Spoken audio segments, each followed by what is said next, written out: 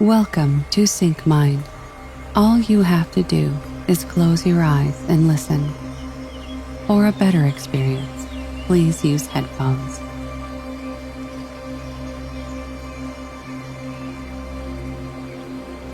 Everything we as human beings have created on this planet was essentially first created in our minds. All that you see, which is human work on this planet, first found expression in the mind, then it got manifested in the outside world. The wonderful things that we have done on this planet and the horrible things that we have done on this planet, both have come from the human mind. So if we are concerned as to what we create in this world, it's extremely important that first of all we learn to create the right things in our mind, how we keep our minds.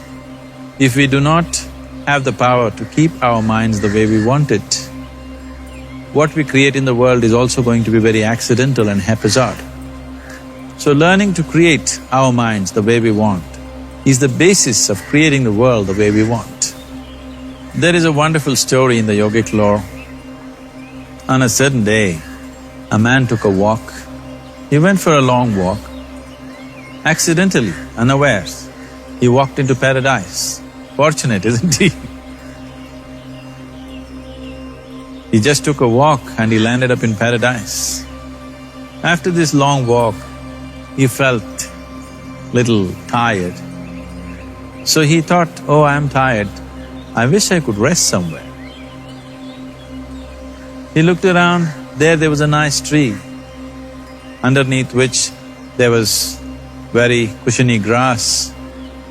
So it was inviting. He went and put his head down there and slept. After a few hours he woke up, well rested, and he thought, oh, I am well rested, but I am feeling hungry, I wish I had something to eat. And he thought about all the nice things that he ever wanted to eat in his life. And instantly, all those things appeared in front of him. You need to understand, there the service is like that. Hungry people don't ask questions. Food came and he ate. Stomach became full. Then he thought, oh, my stomach is full, I wish I had something to drink. All the nice things that he ever wanted to drink, he thought about it and all of them just appeared in front of him. Drinking people also don't ask questions, so he drank. Now with a little bit of alcohol in him, you know Charles Darwin told you, all of you are monkeys, your tail fell away. Not me, Charles Darwin told you that you were all monkeys and your tail fell away and then you became human. Yes, definitely the tail fell away.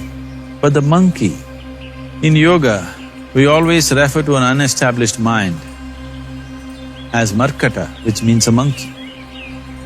Why we are referring to the mind as a monkey is, what are the qualities of a monkey? One thing about a monkey is, it's unnecessary movement. And another thing about the monkey is, if I say you're monkeying somebody, what does it mean? Imitation. Monkey and imitation have become synonymous. So these two essential qualities of a monkey are very much the qualities of an unestablished mind. Unnecessary movement, you don't have to learn it from the monkey, you can teach it to the monkey. And imitation is full-time job of the mind. So when these two qualities are on, a mind is referred to as a monkey. So this monkey became active within him.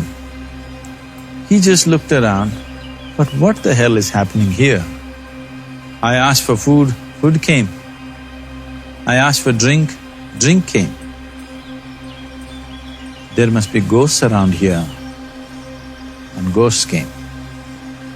Oh, the ghosts have come, they're going to surround me and torture me, he thought. Immediately the ghosts surrounded him and started torturing him. Then he started screaming in pain and said, oh, they're going to kill me, and he died. Just now he said he's a fortunate being. The problem is he was sitting under a kalpa vriksha or a wishing tree. He asked for food, food came. He asked for drink, drink came. He asked for ghost, ghost came. He asked for torture, torture came. He asked for death, death happened. Now don't go looking for these kalpa vrikshas in the forest. You can barely find a tree these days. A well-established mind, a mind which is in a state of samyukti, is referred to as a kalpa vriksha. If you organize your mind to a certain level of organization, it in turn organizes the whole system. Your body, your emotion, your energies, everything gets organized in that direction. Once all these four dimensions of you, your physical body, your mind, your emotion and the fundamental life energies are organized in one direction. Once you're like this, anything that you wish happens without even lifting a little finger actually. It would help to assist it with activity, but even without doing any activity, you can still manifest what you want if you organize these four dimensions in one direction and keep it unwavering in that direction for a certain period of time. Right now the problem with your mind is, every moment it is changing its direction. It is like you want to travel somewhere and every 2 steps if you keep changing your direction, the question of you reaching the destination is very remote unless it happens by chance. So, organizing our minds and in turn organizing the whole system and these 4 basic dimensions of who you are right now in one direction, if you do this, you are a kalpa vriksha yourself. Anything that you wish will happen. But right now, if you look at your lives, everything that you have wished for till now, if it happens, you have finished. Everything and everybody that you have desired for, if all of that lands up in your house today, could you live with that? So if you want to become empowered, it is also important that you become responsible as to what you ask for and what you don't. When we are empowered like this, it's very important that our physical action, emotional action, mental action and energy actions are controlled and properly directed. If it is not so, we become destructive, self-destructive. Right now, that is our problem. The technology, which is supposed to make our life beautiful and easy, has become the source of all the problem that we are destroying the very basis of our life, which is the planet. So what should have been a boon, we are making a curse out of it. What has brought incredible levels of comfort and convenience to us in the last 100 years or so has also become a threat to our life simply because we are not conscious action, we are in a compulsive state of action. So organizing our minds fundamentally means moving from a compulsive state of activity to a conscious state of activity. You might have heard of people for whom they asked for something and beyond all expectations it came true for them. Generally this happens to people who are in faith. Now, let's say you want to build a house. If you start thinking, oh, I want to build a house. To build a house I need 50 lakhs, but I have only 50 rupees in my pocket. Not possible, not possible, not possible. The moment you say not possible, you are also saying I don't want it. So on one level, you're creating a desire that you want something, on another level, you're saying I don't want it. So in this conflict, it may not happen. Someone who has some faith in a god or in a temple or whatever, who is simple-minded, faith works only for those people who are simple-minded. Thinking people, people who are too much thinking, for them it never works. A childlike person who has a simple faith in his god or his temple or whatever, he goes to the temple and says, Shiva, I want a house. I don't know how, you must make it for me. Now in his mind there are no negative thoughts. Will it happen? Will it not happen? Is it possible? Is it not possible? These things are completely removed by this simple act of faith. Now he believes Shiva will do it for him and it will happen. So is Shiva going to come and build your house? No, I want you to understand, God will not lift his little finger for you. What you refer to as God is the source of creation. As a creator, he has done a phenomenal job, there's no question about it. Could you think of a better creation than this? Is it in anybody's imagination to think anything better than what is there right now? So as a creator, he has done his job wonderfully well. But if you want life to happen the way you want it, because right now, the very crux of your happiness and your well-being is this: if at all if you're unhappy, the only and only reason why you're unhappy is life is not happening the way you think it should happen. That's all it is.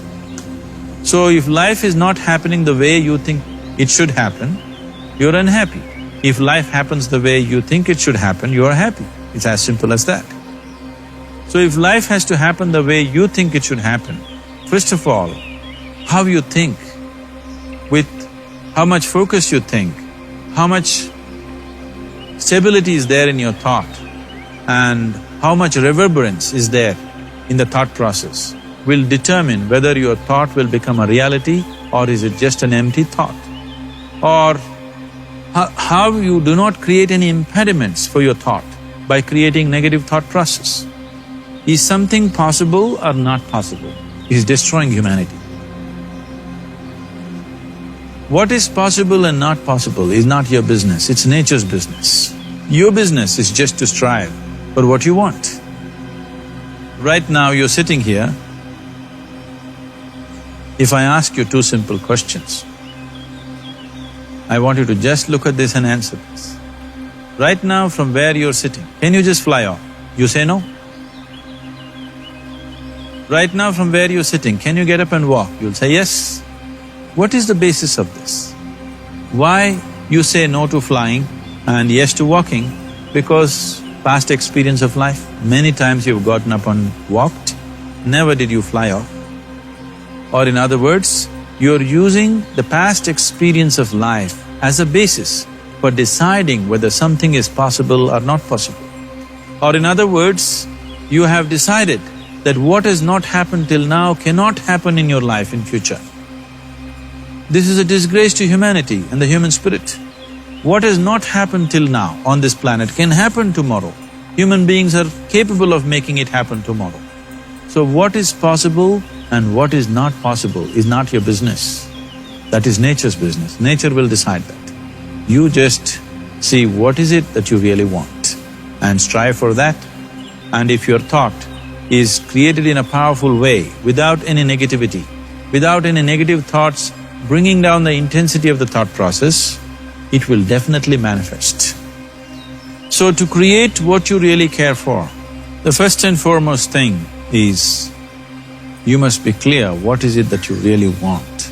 If you do not know what you want, the question of creating it doesn't arise. If you look at what you really want, what every human being wants is, he wants to live joyfully, he wants to live peacefully.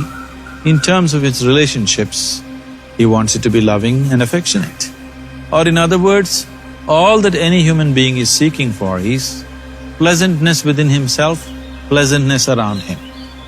This pleasantness, if it happens in our body, we call this health and pleasure. If it happens in our mind, we call this peace and joy. If it happens in our emotion, we call this love and compassion. If it happens in our energy, we call this blissfulness and ecstasy. This is all that a human being is looking for. Whether he is going to his office to work, he wants to make money, build a career, build a family, he sits in the bar, sits in the temple, he is still looking for the same thing. Pleasantness within, pleasantness around. If this is what we want to create, I think it's time we addressed it directly and commit ourselves to creating it. So you want to create yourself as a peaceful human being, joyful human being, loving human being, a pleasant human being on all levels. And do you also want a world like this? A peaceful world, a loving world, a joyful world? No, I want greenery, I want food. When we say a joyful world, that means everything that you want has happened. So this is all that you're looking for.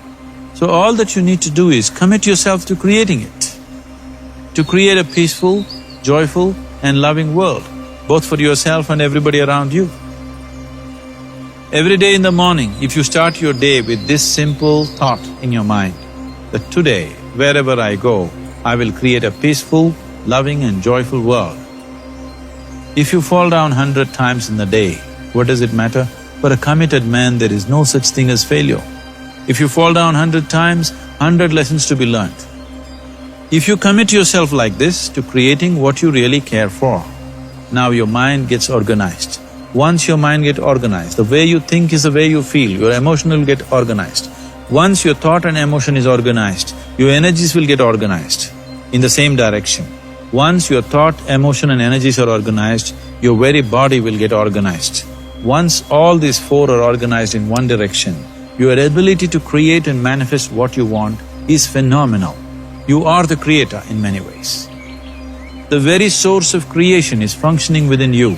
If you organize these four dimensions of mind, emotion, body and energy in one direction, the source of creation is with you. You are the creator. What you want to create will happen to you effortlessly. Once you're organized like this, now you are not a mess. You are a kalpa vruksha. You have the power to create what you want.